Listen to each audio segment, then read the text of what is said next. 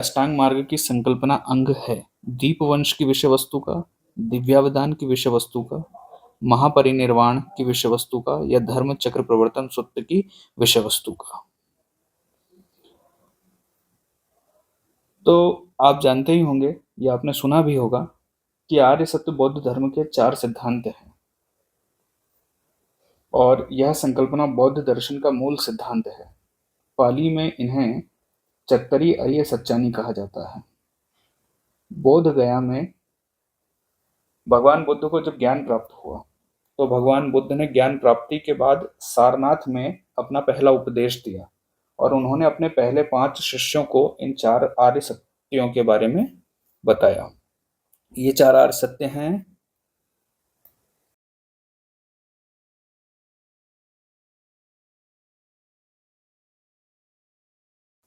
पहला आर्य सत्य है दुख। दूसरा आर्य सत्य है दुख समुदय। तीसरा आर्य सत्य है दुख निरोध।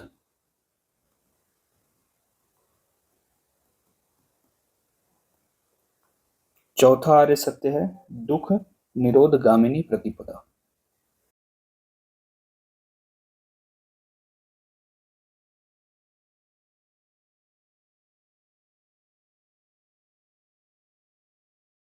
भगवान बुद्ध कहते हैं कि संसार दुखों से भरा हुआ है, विश्व में हर जगह दुख है।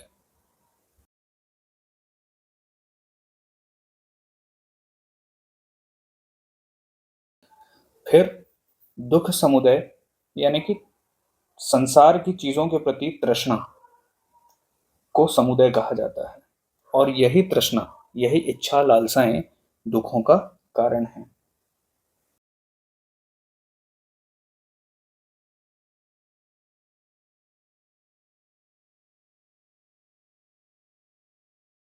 फिर दुख निरोध अर्थात तृष्णा पर विजय प्राप्त करके दुख का निवारण किया जा सकता है।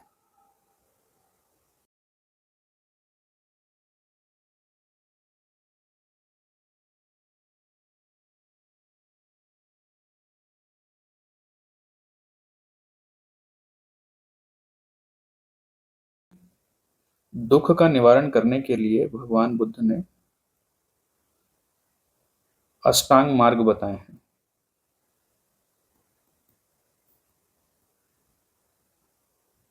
अष्टांग मार्ग यानी कि 8 वे रास्ते जिन पर चलकर इन दुखों को खत्म किया जा सकता है।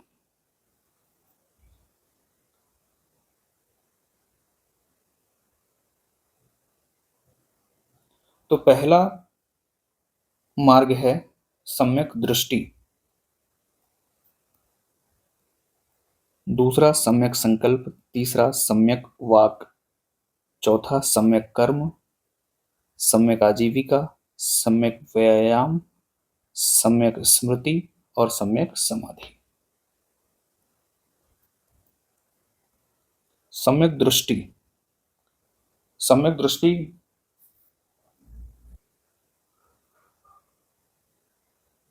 सम्यक दृष्टि यानी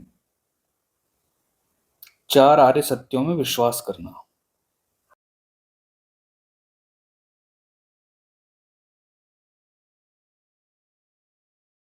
और यह देख पाना कि विश्व में हर जगह दुख है।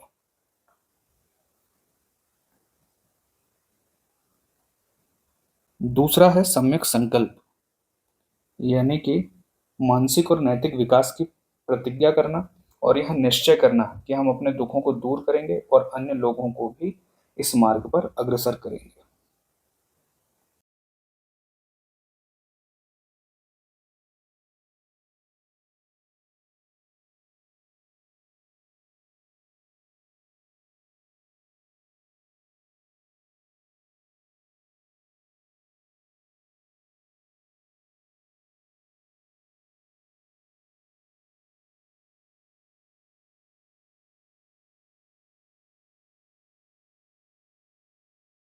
तीसरा है सम्यक वाक या सम्यक वचन।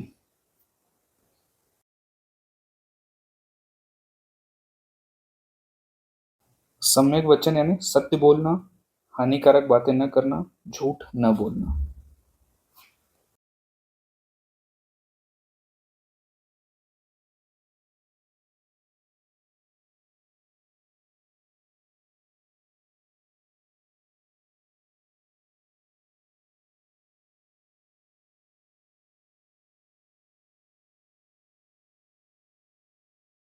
चौथा है सम्यक कर्म।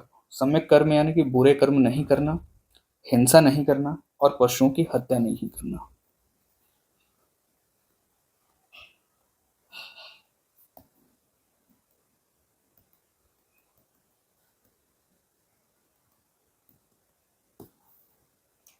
अगला है सम्यक जीविका। सम्यक आजीविका या सम्यक जीविका का अर्थ है कि ऐसा जीवन जीना जिससे किसी को भी नुकसान न हो। आजीविका प्राप्त करने में बेईमानी और हिंसा का सहारा नहीं लेना, कोई भी स्पष्टतः या स्पष्टतः हानिकारक व्यापार नहीं करना।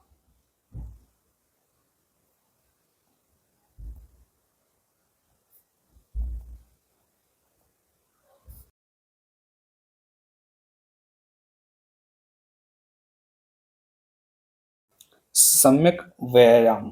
सम्यक व्यायाम यानी कि स्वयं पर नियंत्रण रखना, बुरे विचारों को स्वयं पर हावी नहीं होने देना और स्वयं में सुधार करना।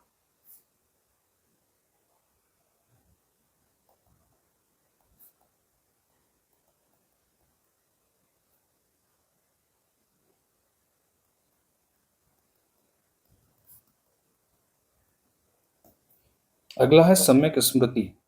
सम्यक स्मृति यह देखना कि कुछ भी स्थायी नहीं है, अर्थात स्पष्ट ज्ञान से देखने की मानसिक योग्यता प्राप्त करने का प्रयास करना।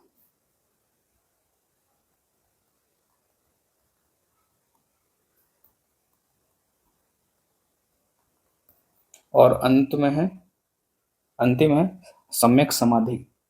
सम्यक समाधि अर्थात निर्वाण प्राप्त करना और स्वयं के लिए मुक्ति प्राप्त करना।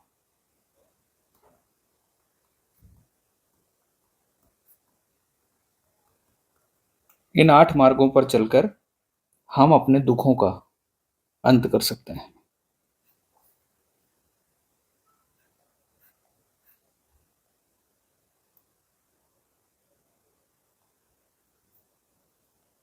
अब जैसा कि हमने पहले बात की थी कि यह अष्टांग मार्ग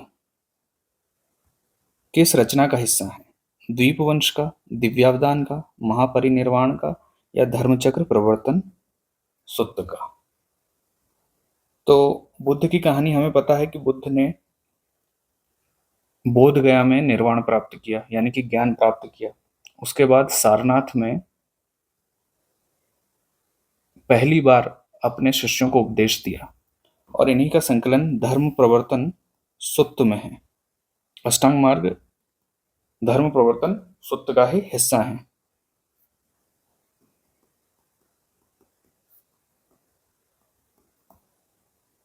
धर्म प्रवर्तन सूत्र बुद्ध की पहली शिक्षाओं का संकलन है। इस सूत्र में भगवान बुद्ध ने अपने 5 शिष्यों को 4 आर्य सत्यों और अष्टांग मार्गों के बारे में बताया। बुद्ध ने यह उपदेश आषाढ़ी पूर्णिमा के दिन दिया था और इसलिए आषाढ़ी पूर्णिमा को बौद्ध धर्म में पवित्र दिन माना जाता है। धर्म चक्र प्रवर्तन सूत्र के अलावा यदि हम बात करें दीपवंश, दिव्यावदान और महापरिनिर्वाण की, तो ये तीनों भी बौद्ध धर्म से संबंधित महत्वपूर्ण बौद्ध ग्रंथ हैं। इन 3 ग्रंथों में दीपवंश दीपवंश एक प्राचीन ग्रंथ है जिसमें श्रीलंका का प्राचीन इतिहास वर्णित है। दीपवंश द्वीपवंश का ही अपभ्रंश रूप है जिसका अर्थ है द्वीप का इतिहास। द्वीप यानी श्रीलंका का इतिहास। इसे पाली में लिखा गया था और इसका संकलन किया गया है लगभग 3री-4थी शताब्दी में।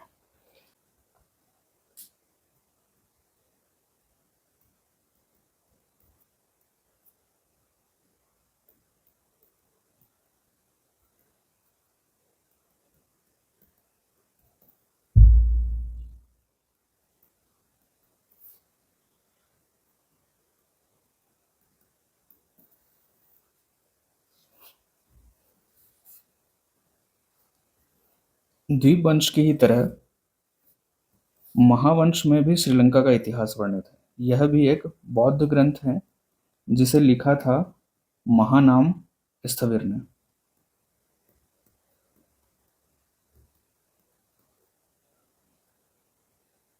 द्वीपवंश और महावंश में द्वीपवंश अधिक पुराना है, लेकिन महावंश में अधिक व्यवस्थित इतिहास वर्णित है।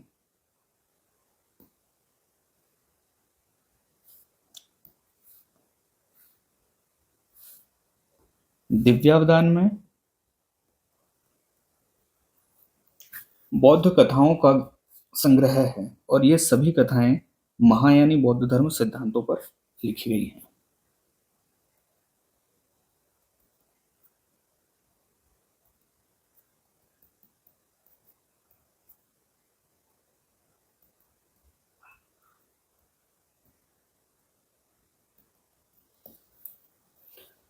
यदि महापरिनिर्वाण सुत्त की बात करें तो महापरिनिर्वाण सुत्त में महात्मा बुद्ध के देहांत व परिनिर्वाण के बारे में लिखा गया है। इसमें बुद्ध की मृत्यु के बारे में कई महत्वपूर्ण जानकारियां दी हुई हैं और यह त्रिपिटक के सुत्त पिटक के प्रथम निकाय के दिघ निकाय का 13वां सूत्र है।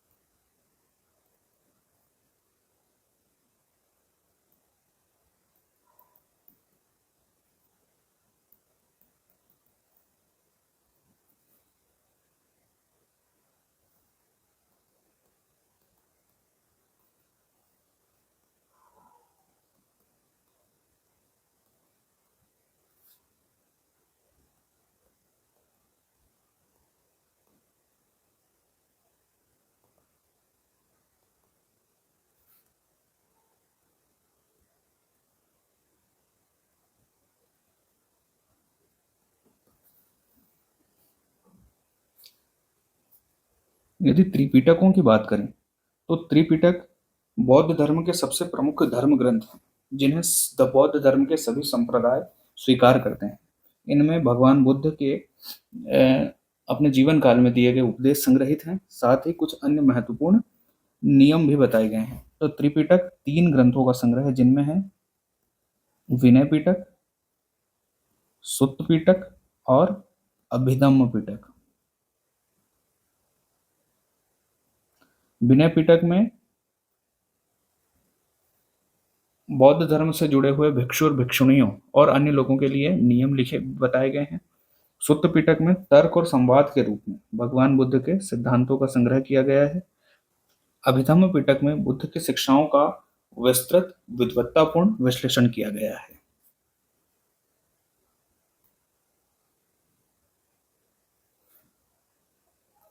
बौद्ध धर्म के बारे में कुछ अन्य महत्वपूर्ण जानकारियां और सिद्धांत भी हमें देख लेना चाहिए जिनमें है त्रिरत्न। यदि बौद्ध धर्म से संबंधित त्रिरत्नों के बारे में यदि हमसे पूछा जाता है तो त्रिरत्न है बुद्ध, धम्म और संघ। इनके अलावा पंचशील सिद्धांत,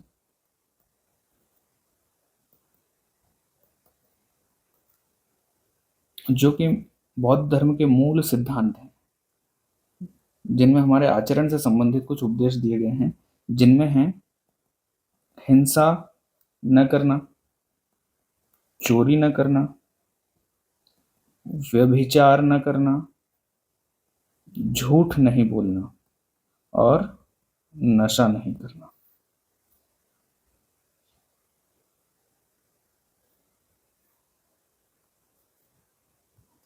इनके अलावा 4 संगीतियां, जिन संगीतियों के माध्यम से बुद्ध के उपदेशों को संग्रहित किया गया वे हैं। पहली संगति जो राजगृह में हुई। राजगृह उस समय मगध साम्राज्य की राजधानी थी और इस समय शासक थे अजातशत्रु।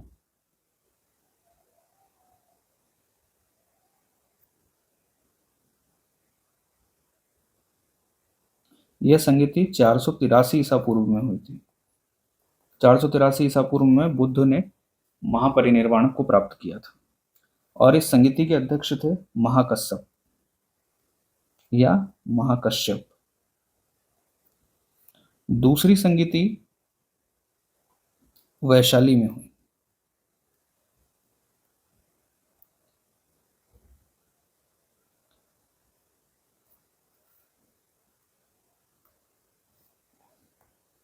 इस समय मगध साम्राज्य की राजधानी वैशाली ही थी और इस समय शासक थे कालाशोक।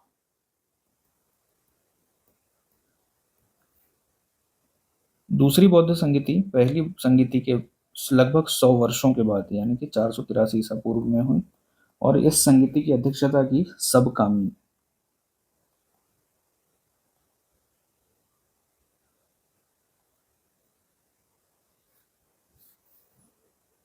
तीसरी बौद्ध संगीति पाटलिपुत्र में हुई।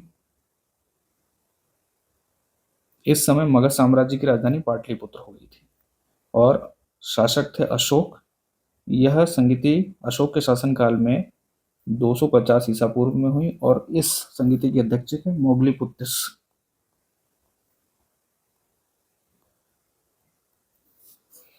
चौथी संगीति 78 ईस्वी में कुंडलवन में हुई, कुंडलवन कश्मीर में, और इस समय शासक थे कनिष्क,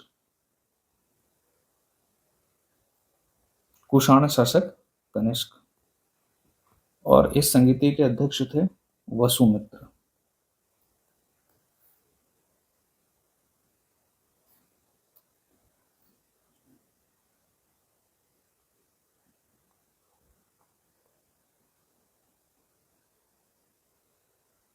बुद्ध के जीवन की कुछ महत्वपूर्ण घटनाओं को कुछ प्रतीकों में दिखाया जाता है, जिनमें है उनका जन्म, महाभिनिष्क्रमण,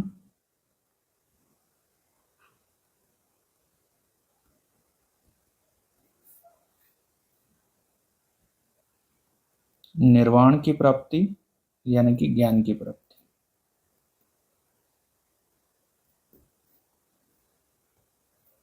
और धम्म चक्र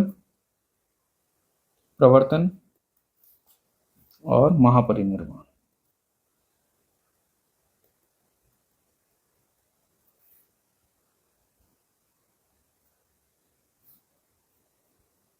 तो महात्मा बुद्ध का जन्म हुआ लुम्बिनी में, जिसे कमल के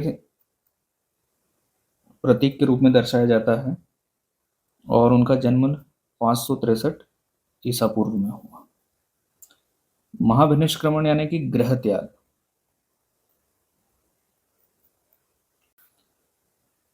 जिसे अश्व के प्रतीक के रूप में दिखाया जाता है। महापरिनिर्वाण भगवान बुद्ध को बोध गया में ज्ञान की प्राप्ति हुई और उन्होंने अपना पहला उपदेश सारनाथ में दिया और उन्हें कुशीनारा में, यह मल्लों की राजधानी हुआ करती थी, महापरिनिर्वाण प्राप्त हुआ 483 ईसा पूर्व में।